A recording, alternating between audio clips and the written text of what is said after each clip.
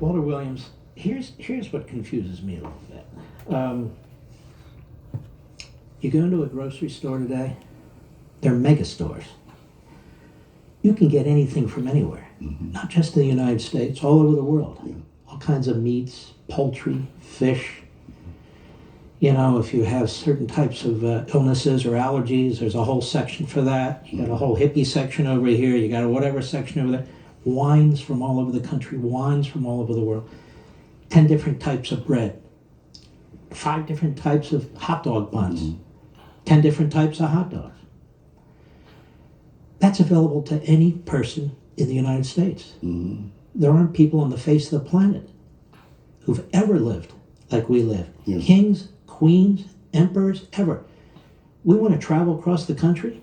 We get annoyed if our plane is delayed for an hour or two. We get on a plane, it's air conditioned, it's heated, whatever it is.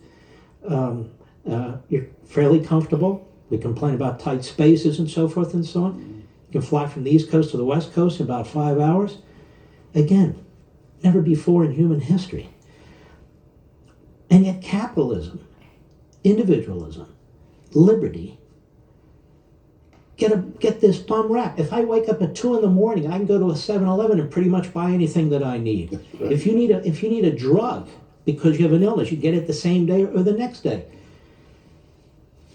How can you explain that we live, and I mean all Americans, quite frankly, have access to these things, that the vast majority of us live in the lap of luxury created by us That's right. and Yeah. our ancestors, yet it goes absolutely unnoticed.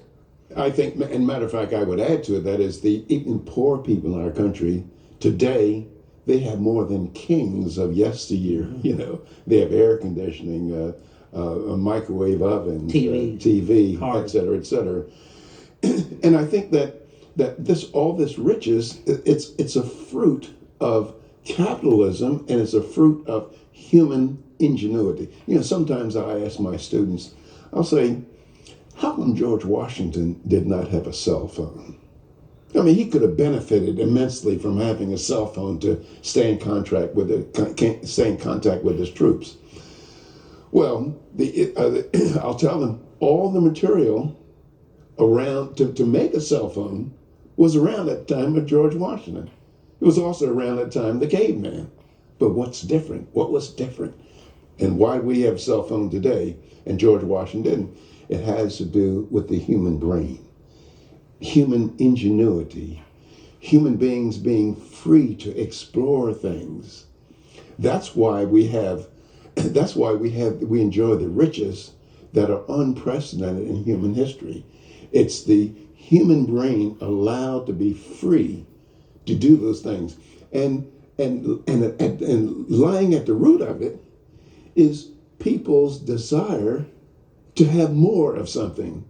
That is, and in a free market system, the way that you have more of something is to please your fellow man.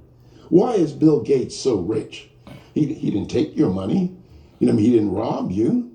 What he did, he found some way to please you. He found a way to please millions and millions of people, and they voluntarily plunked down $400 for his windows. Or you look at Ford when he made the Model T. He did something to please his fellow man. He enabled his fellow man to be able to buy a cheaper car. So that's the root of our richness, the human mind, and the desire for each of us to want to have more for ourselves. And in a free market system, the way that you get more for yourself is by pleasing your fellow man.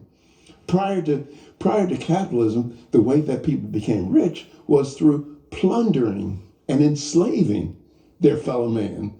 But the free market made it possible for people to amass huge amounts of wealth by serving and pleasing their fellow man. And socialism, communism we've been talking about, destroys that entire market. Oh, yes. It destroys that entire initiative. That's right, absolutely, yeah. And socialism and communism are really about redistribution, right? Yeah, right. They're not about creating wealth and opportunity and so forth. They're about taking from some people and giving to other people. Right. You know, when we come back, I want to ask you about this word equality. What did the framers and the founders mean by equality?